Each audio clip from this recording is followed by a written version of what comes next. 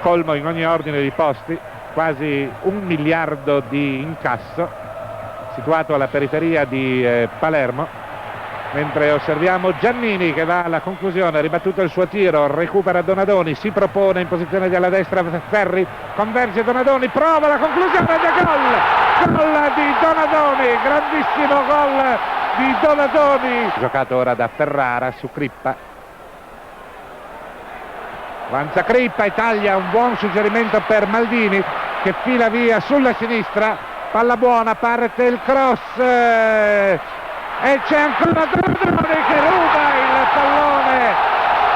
all'avversario e scaraventa in gol. Grande prodezza ancora di Donadoni, presi fra 3 avversari, ancora Vialli dentro, benissimo per Giannini per Baresi in area di rigore, parte il tiro ed è Mancini leggermente fuori tempo, recupera ancora Donadoni, guizzo di Donadoni, splendido, giù, rigore, ancora Donadoni propizia il... Siamo al 22esimo del primo tempo, calcio di rigore per gli azzurri, all'esecuzione Vialli, palla sulla traversa e fuori, poi manca l'aggancio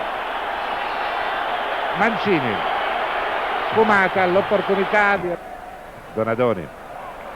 verso Crippa, l'Imperger in combinazione con cosa, ma c'è ancora un erroraccio da parte degli ungheresi ed ecco Vialli, tiro, para il portiere, il pallone termina fuori di pochissimo. Vialli è andato a cercare Mancini, Baresi, ottimo il suggerimento di prima per Crippa che si improvvisa ala, parte il suo cross, c'è l'arresto dell'Imperger che poi scivola e finisce per dare il pallone a De Napoli, tiro di De Napoli, respinge il portiere, Vialli,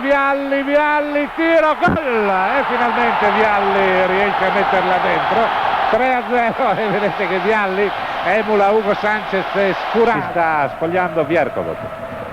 Giannini, Crippa, ma attenzione c'è Gregor in area di rigore, Baresi e l'arbitro decreta il rigore,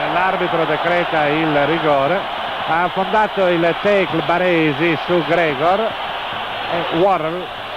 l'arbitro inglese, mentre il rigore è affidato a Boknar contro Zenga. Gol dell'Ungheria che porta il risultato sul 3-1 al 21esimo del secondo tempo. Gol di Bok.